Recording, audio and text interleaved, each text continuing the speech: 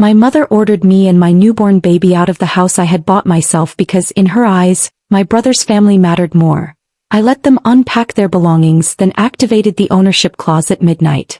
When the sheriff arrived at the door, I looked at the baby monitor and said, "Mom, your favorite son took everything away from you today. Get out of this house. It's not yours anymore, Sarah." My mother Linda said those words just moments before she closed the door in my face. I was holding my 3-week-old son in my arms. I had a diaper bag hanging from my shoulder. A small suitcase sat beside me. And standing in front of me was the same house I had bought with the first major savings of my life. I looked at her. "Mom, you're joking, right?" She didn't step back. "No. You need to understand something. Michael, his wife, and their children need a place to stay." I looked at my baby, then back at my mother. "So you're saying my newborn son and I can't stay here?" My brother Michael stood near the doorway. He had a coffee cup in his hand. He didn't say a word. Just like always. My mother crossed her arms. "This is for the good of the family." I almost laughed. Family. I looked inside the house. The same room where I had created a nursery for my son. The same walls I had spent months painting. The same house where I had made every mortgage payment myself. And now my own mother was standing there telling me it wasn't mine anymore. My name is Sarah Collins. I'm 32 years old and I live in Raleigh, North Carolina. 3 weeks earlier I had become a mother. My son Noah was my entire world. My brother Michael, 34 years old. The golden child of the family. He always believed someone would rescue him whenever life became difficult. My sister-in-law Emily, 32 years old. She spoke softly but she always knew how to get what she wanted. My mother Linda, 61. Keeping the image of a perfect family mattered more to her than the truth. My father David, 63. A quiet man. He noticed problems but rarely stepped forward to stop them. Me. I was the daughter everyone told, "You're strong. You'll figure it out." Maybe that was why everyone thought I could keep sacrificing. If you're wondering how a mother could throw her own daughter and a newborn baby out of the house that daughter paid for herself, stay with me. Because the night I quietly let them bring their things inside, I was already making a decision that would change everything. I looked at my mother. "Do you remember who bought this house?" She answered immediately.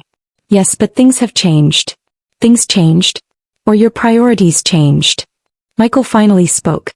"Sarah, don't make this a big drama. We're only staying for a little while." I looked at him. "A little while? Do you have any idea how many years I worked for this house?" He shrugged. "You were alone. You had the space." I stared at him. "And now I have a baby."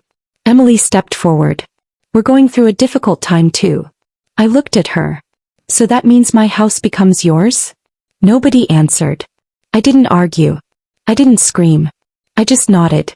"Okay." My mother looked surprised. "That's it?" I smiled. "Yes."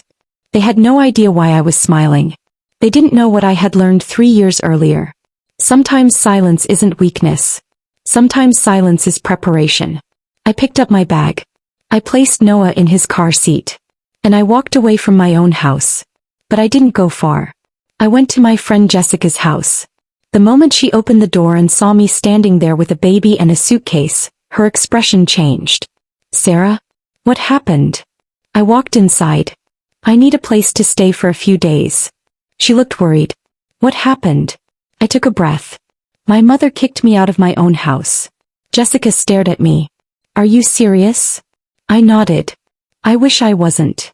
The next morning I called my lawyer. His name was Mr. Harris. He had helped me when I purchased my house.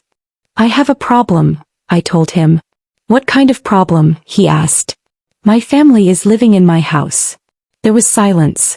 Then he asked, "Did you give them permission?" "I let them move their things inside." "Did you sign anything?" "No." He paused. "Sarah, then we need to look at this carefully." I knew this wasn't only about a house. It was about years of being treated differently. Since childhood. Michael always came first. When we were kids he got a brand new bike. Asked for one too. My mother said, "You're a girl. You don't need one as much." When Michael went to college my parents paid his tuition. I used scholarships and worked part-time.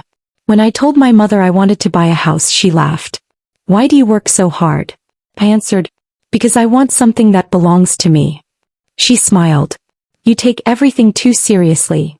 Then Michael's business failed. My father gave him $50,000. He said, he just needs another chance. I asked, what about me? My father replied, you've always been responsible. That sentence stayed with me. 2 weeks passed. My family stayed in my house. I stayed somewhere else. Then one afternoon I received a message from my neighbor Mark.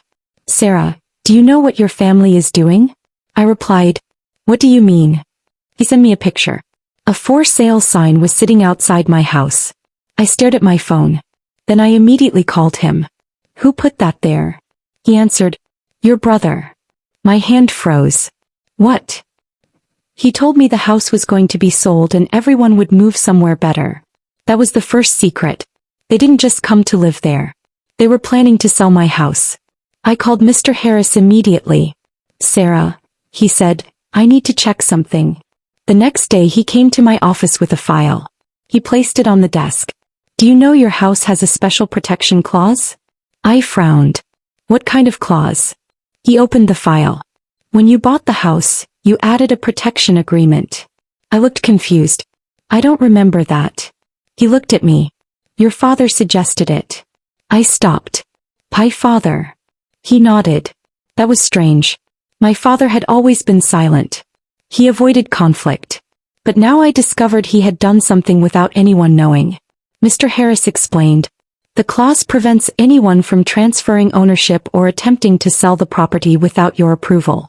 If someone tries, legal protection activates immediately. But there was another secret. I called my father. He answered quickly. Sarah. I asked, Dad, why did you add the protection clause? Silence. Then he quietly said, because I knew Linda and Michael might try something like this one day. I couldn't speak. You knew. He sighed.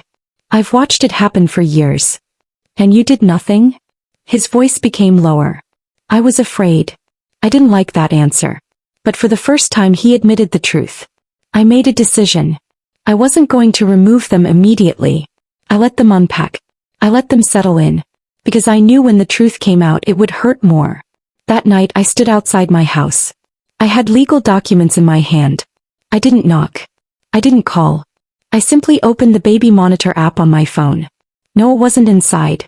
But the monitor was still connected to the living room. I heard my mother's voice. Tomorrow we'll meet with the realtor. Michael answered. Great. Finally this house will be useful for us. I closed my eyes. Then I opened the front door. Everyone turned around. My mother stood up. Sarah. Yes. Michael looked angry. What are you doing here? I placed the documents on the table. I'm here to stop you from selling my house. My mother laughed. You think you can scare us? I looked at her. I'm not here to scare you. I picked up my phone. I just want everyone to hear this. I played the recording. The room went silent.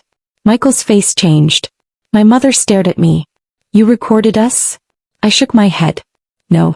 I heard what you said inside my own house. At that moment someone knocked on the door. It was the sheriff. My mother's face turned pale. The sheriff looked at the paperwork. I received a report about an unauthorized attempt to transfer property ownership. Michael looked at me. You did this. I looked at the baby monitor sitting on the table. Then I quietly said, Mom, your favorite son is the reason you lost everything today. Nobody spoke. Because she finally understood. Michael's greed had destroyed everything. A few weeks later they left the house. The legal process was completed. My father apologized. This time I listened. But I didn't forgive immediately. Some things take time. Today I'm back in my home. Noah is with me. The same house. The same rooms. But now nobody tells me I matter less. My family thought I would stay quiet. They were wrong. If you believe Sarah made the right decision for herself and her son, please like this story, subscribe to the channel, and share your thoughts in the comments about what you would do if your own family treated you this way. Your support means a lot to us.